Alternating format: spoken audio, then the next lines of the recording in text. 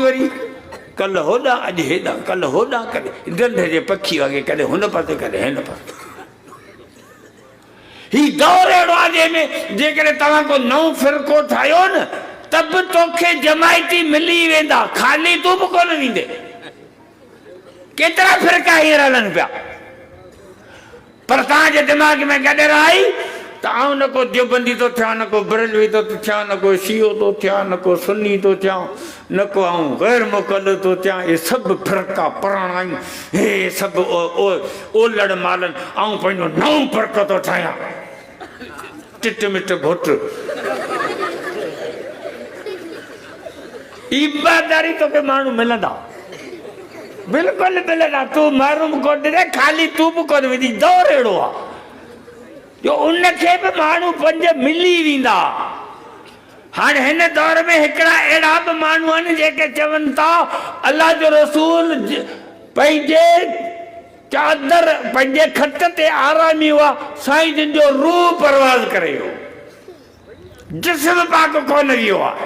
अहिड़ा बि आहिनि। बाबा रूह जेकॾहिं परवाज़ करे वियो आहे त रूहानी परवाज़ ते कंहिंखे बि हार कोन माण्हू विझंदो आहे।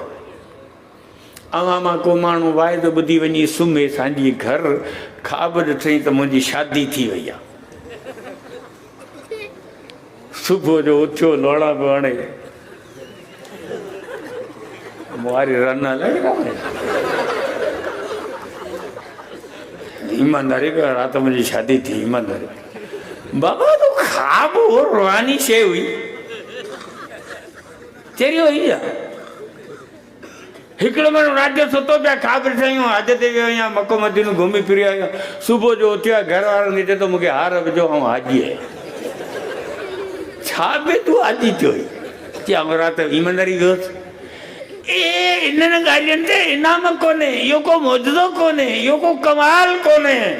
इमाम अबूनी रहमतुल्लाह अलैह फरमाए थो त मूं ख़्वाब में 99 दफ़ा अलाह जी ज़ियारत कई आहे। ख़्वाब जी ॻाल्हि ॿी आहे। रसूलुल्लाह सल्लल्लाहु अलैहि वसल्लम जो जिस्म पाक जेकॾहिं खट मुबारक ते पियो आहे, साईं जिन जी परवाज़ जेकॾहिं रूहानी आहे त पोइ इहो कमाल कोन्हे, बल्कि मेराज त कमाल आहे। कमाल तॾहिं थींदो जॾहिं रसूल परवाज़ करे, जिस्म पाक सूदो। दुश्मननि जे ज़बान खां मेराज जी ॻाल्हि ॿुधी जंहिं अण ॾिठे ते तस्दीक करे चयो त सच आहे, इहो अबू बकर सिद्दीक़ आहे। मेराज जो वाक़ियो लिखल आहे त दुनिया खे ख़बर पवे त अबू बकर केरु आहे, अबू जहल केरु आहे। पक्का कहिड़ा आहिनि, कचा कहिड़ा आहिनि, रसूल ते एतमाद केरु थो करे।